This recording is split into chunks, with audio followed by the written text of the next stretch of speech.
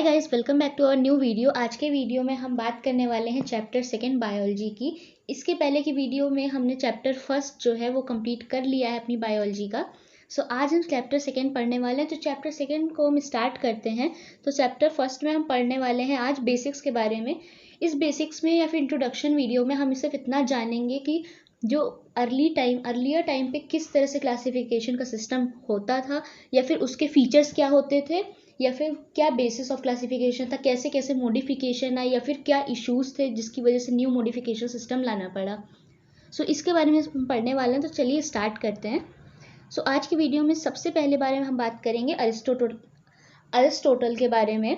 Aristotle हमारे जो है ये सबसे अर्लीस्ट सिस्टम ऑफ क्लासिफिकेशन है जो कि हमारी बुक में गिवन है। ये पूरी तरीके से साइंटिफिक बेसिस ऑफ क्लासिफिकेशन था। इन्होंने सिंपल मॉर्फोलॉजिकल मतलब होता है एक्सटर्नल कैरेक्टर्स मतलब जो विजिबल हों। इन्होंने एक्सटर्नल कैरेक्टर्स को यूज़ किया जो इजीली विजिबल थे हमको। मॉर्फोलॉजिकल मतलब होता है एक्सटर्नल कैरेक्टर्स। तो उन्होंने इसको यूज़ किया था। तो उन्होंने क्या किया था, उन्होंने सिंपली प्लांट्स और एनिमल्स में डिवाइड किया था। प्लांट्स को डिवाइड किया था ट्रीज में, श्रब्स में और हर्ब्स में। ट्रीज भी हम जानते हैं, श्रब्स भी हम जानते हैं, हर्ब्स भी हम जानते हैं। और एनिमल्स को इन्होंने डिवाइड किया था having RBC and not having RBC. So ये जो था ये most basic system of classification था, क्योंकि आपको समझ में ही आ रहा होगा कि सिर्फ आरबीसीज और ट्री, श्रब्स, हर्ब्स के अलावा और भी सारी बेसिक्स ऑफ कैरेक्टरिस्टिक होते हैं जो आज हम जानते हैं। तो इतना तो समझ में आ रहा हो कि ये अर्लीस्ट सिस्टम अटेम्प्ट था, तो ये बहुत ही बेसिक था और बहुत ही बेकार था। इसमें बहुत सारे फॉल्ट्स थे, लेकिन उस टाइम के हिसाब से बहुत ही अच्छा क्लासिफिकेशन सिस्टम था। So this is the point to be highlight कि सबसे पहला अर्लीस्ट अटेम्प्ट दिया था अरिस्टोटल ने, और उन्होंने मॉर्फोलॉजिकल कैरेक्टरिस्टिक्स के बेसिस पे ये दिया था। सो ये था। नेक्स्ट था जो हमने पढ़ना है कैरलस लीनियस के बारे में। कैरलस लीनियस को आप सब जानते ही हैं, इनसे हमारी मुलाकात हुई थी चैप्टर फर्स्ट में ही, जब इन्होंने बायनॉमियल नॉमेनक्लेचर के बारे में पढ़ाया था हमें। सो इन्होंने क्या किया था, इन्होंने टू किंगडम क्लासिफिकेशन सिस्टम दिया था। इन्होंने भी प्लांटी और एनिमालिया में ही दिया था, बट इन्होंने क्या किया था, बहुत थोड़ा सा रीसेंट चेंज किया था, बहुत ही छोटा सा चेंज किया था rather than the system proposed by Aristotle. So Carolus Linnaeus ने जो सिस्टम दिया था वो भी basically two kingdom of classification system ही था, और बहुत ही रीसेंट टाइम तक, यानी कुछ टाइम पहले ही इसका यूज़ जो था वो ख़त्म हुआ है। क्योंकि बहुत सारे टाइम ऐसा रहा है हमारे पास में जिसमें हमारे पास इतने अच्छे जो मॉर्फोलॉजिकल कैरेक्टर्स इक्विपमेंट्स नहीं थे जिसकी वजह से हम इवॉल्व सिस्टम और जनरेट कर सकें। तो लीनियस का भी यही सिस्टम था, basically two kingdom classification system था प्लांटी एंड एनिमालिया का। सो यही जो हमने पढ़ा ऊपर अभी वैसे ही कुछ सिस्टम था इनका भी। लेकिन उस टाइम पे क्या हुआ, कुछ टाइम के बाद हमारे पास एक मतलब जैसे जैसे स्टडीज़ बढ़ने लगी वैसे वैसे लोग को समझ में आने लगा कि हमारे पास और भी कई सारे कैरेक्टर्स होते हैं, जैसे कि cell structure, nature of cell wall, mode of nutrition, habitat, mode of reproduction, evolutionary relationship. So ये सारी चीज़ें जब कैरेक्टर सामने निकल के आए कि नहीं ये भी कुछ होते, तो इनके बेसिस में एक क्लासिफिकेशन सिस्टम की ज़रूरत पड़ने लगी। क्योंकि जब इन कैरेक्टर्स के हिसाब से जज करना शुरू किया गया पुराने क्लासिफिकेशन सिस्टम को, तो ये पता चला कि पहले के जो सिस्टम है वो काफ़ी इनएडिकेट हैं, और उनकी वजह से जो क्लासिफिकेशन हो रहा है वो सुटेबल नहीं है। सो अब हम नेक्स्ट पढ़ने वाले हैं आर.एच. विटकर क्लासिफिकेशन सिस्टम के बारे में। सो अब जो हम पढ़ने जा रहे हैं वो है R H. Whittaker classification system. So इस क्लासिफिकेशन सिस्टम में हमने ये पढ़ना है कि 1969 पे एक 5 किंगडम क्लासिफिकेशन सिस्टम आया था, जिसमें थे basically Monera, Protista, Fungi, Plantae and Animalia. So इस बीच में एक और इन्फॉर्मेशन थी जो मुझे लगा बतानी शायद ज़रूरी हो, कि प्रोटिस्टा जो किंगडम था उसको दिया था, it was proposed by Ernst Haeckel. Ernst Haeckel ने इन्होंने दिया था 1886 में। सो ये किंगडम जो था बेसिकली वो प्रपोज किया था अर्नेस्ट हीकल ने, किंगडम प्रोटिस्टा ओनली। लेकिन ये जो 5 किंगडम क्लासिफिकेशन सिस्टम था it was completely given by R H. Whittaker. So इसमें क्या हुआ, इसमें इन्होंने क्या क्या बेसिस ऑफ क्लासिफिकेशन यूज़ किए वो यहाँ पे लिखे हुए हैं। So let's highlight them. Cell structure, thallus organisation, mode of nutrition, reproduction, phylogenetic relationship. So ये सारी चीज़ें जैसे मैंने पिछले पेज में आपको पढ़ाया कि ये सारे कैरेक्टर्स के बेसिस पे एक क्लासिफिकेशन सिस्टम की नीड थी। सो इस क्लासिफिकेशन सिस्टम ने उस नीड को फुलफिल किया। सो ये सिस्टम जो था वही सिस्टम है जो आज हम पढ़ते हैं, जो आज हम यूज़ करते हैं।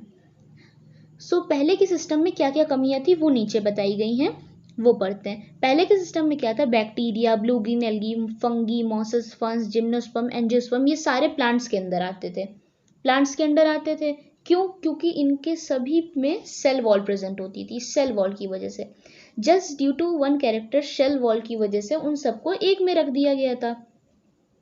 लेकिन ऐसा नहीं होना चाहिए था, क्योंकि रियलिटी में अगर हम थोड़ा वाइड स्टडी करें इसकी, तो यहाँ पे हमको पता चलता था कि क्लाइमोडोमोनास और स्पाइरोगाइरा ये सब जो हैं ये डिफरेंट हैं, लेकिन फिर भी इनको एक में एल्गी के अंदर रख दिया गया। हेट्रोट्रोपिक ग्रुप और ऑटोट्रोपिक ग्रुप को एक साथ रख दिया गया। तो ये चीज़ जो थी ये थोड़ी कंट्रास्टिंग हो गई।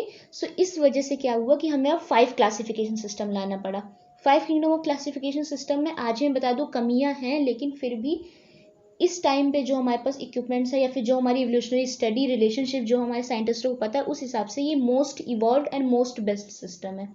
जैसे जैसे हमारे पास इक्विपमेंट्स आते जाएंगे, हमारी टेक्नोलॉजी अच्छी होती जाएगी, हम और ज़्यादा स्पीसीज को एक्सप्लोर कर सकेंगे, वैसे वैसे ही मोर इवॉल्व सिस्टम आते रहेंगे, मोर इवॉल्व सिस्टम आते रहेंगे। अब नेक्स्ट पेज में चलते हैं। सो सबसे पहले यहाँ पे लिखा हुआ है fungi had a chitin wall while green plant has a cellulosic cell wall when such characters are come. हाँ ये देखिए लिखा है, जब ये सारे कैरेक्टर्स को देखा गया तो इसने सेपरेट किंगडम फंगी में रख दिया गया। फिर all prokaryotic organisms grouped under kingdom Monera. So ये सारी चीज़ें जो हैं ये मैं आपको बताने से पहले बता देती हूँ कि क्या क्या हो रहा है हमारे पास, बाकी मैं आपको टेबल से समझा दूंगी जो आपकी बुक में गिवन है। सो ये हमारे पास है कि ओवर द टाइम एक अटेम्प्ट इवॉल्व क्लासिफिकेशन सिस्टम का सिर्फ मॉर्फोलॉजिकल नहीं, physiological and reproductive similarity but also phylogenetic also based on evolutionary relationship.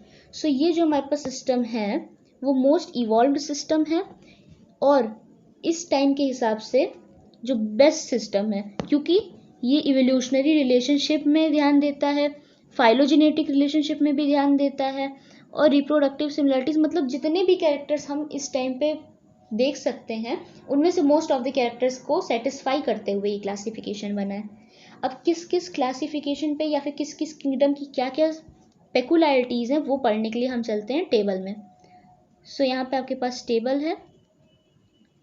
सो देखो यहाँ पे लिखा हुआ है साफ साफ, Monera, Protista, Fungi, Plantae, Animalia, cell type, prokaryotic, prokaryotic, eukaryotic, eukaryotic, eukaryotic, eukaryotic. So एक मोनेरा किंगडम्स का हमें पेकुलर फीचर मिला कि उसमें सारे प्रोकारियोटिक्स आते हैं, प्रोकारियोट्स आते हैं। तो अब आया नेक्स्ट कैरेक्टर हमारे पास शेल वॉल का।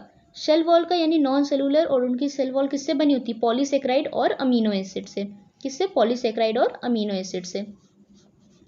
नेक्स्ट यूकारियोट्स में कुछ में प्रेजेंट होती है, प्रोटिस्टा में कुछ में प्रेजेंट होती है। प्रोटिस्टा इज बेसिकली, जब हम प्रोटिस्टा किंगडम का सेपरेट लेक्चर करेंगे तो उसमें हम पढ़ेंगे कि प्रोटिस्टा किंगडम की हमें कोई भी लिमिट्स जो है वो नहीं गिवन होती, इसलिए हमें कुछ लिमिटेड ही फीचर्स हैं, कुछ लिमिटेड ही कैरेक्टर्स, ऐसे स्पीशीज़ हैं जिनके बारे में हमको पढ़ना है एनसीईआरटी में, क्योंकि प्रोटिस्टा किंगडम की कोई भी लिमिट डिराइव्ड नहीं है।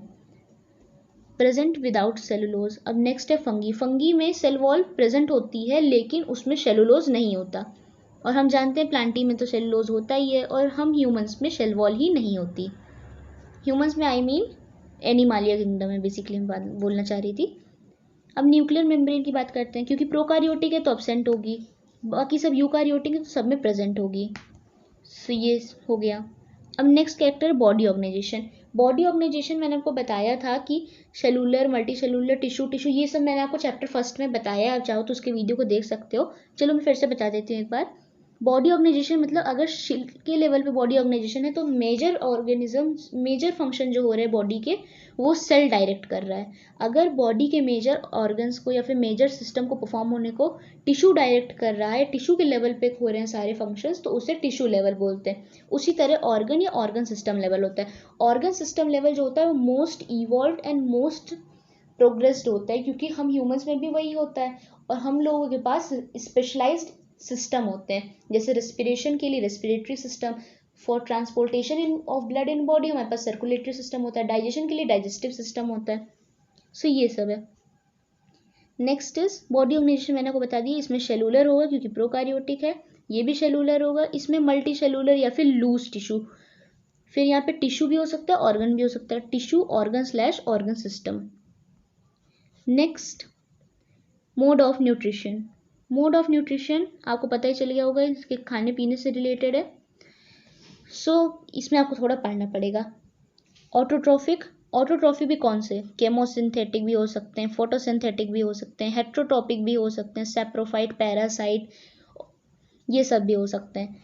और फिर हमारे पास है protista. Protista is basically autotrophic. कौन कौन से ऑटोट्रॉफिक हो सकते हैं, सिर्फ फोटोसिंथेटिक तरह के, और हेट्रोट्रॉपिक हो सकते हैं।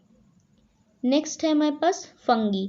फंगी जो होते हैं वो हमेशा हेट्रोट्रॉपिक होते हैं, सेप्रोफाइटिक भी हो सकते हैं, पैरासाइटिक भी हो सकते हैं। सेप्रोफाइटिक बेसिकली वो होते हैं जो डिकम्पोज ऑर्गेनिज्म पे या फिर किसी डेड ऑर्गेनिज्म पे सर्वाइव करते हैं। पैरासाइट वो होते हैं जो बॉडी के इनसाइड या आउटसाइड रहकर किसी होस्ट की एनर्जी को यूज करते हैं for producing their self energy, खुद की एनर्जी को कंबाइन करने के लिए बॉडी के इनसाइड या आउटसाइड रहकर होस्ट की एनर्जी को यूज करते हैं। प्लांट्स और ऑटोट्रॉफिक, ये बात हमें पता ही है, और फोटोसिंथेटिक ऑटोट्रॉफिक होते हैं। और एनिमालिया किंगडम इज हेट्रोट्रॉपिक, हम होलोजोइक भी होते हैं, सेप्रोफाइटिक भी होते हैं, एक्सेट्रा।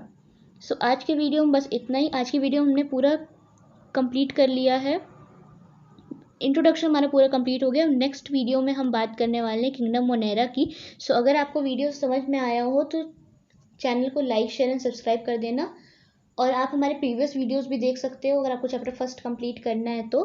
सो तब तक के लिए बाय।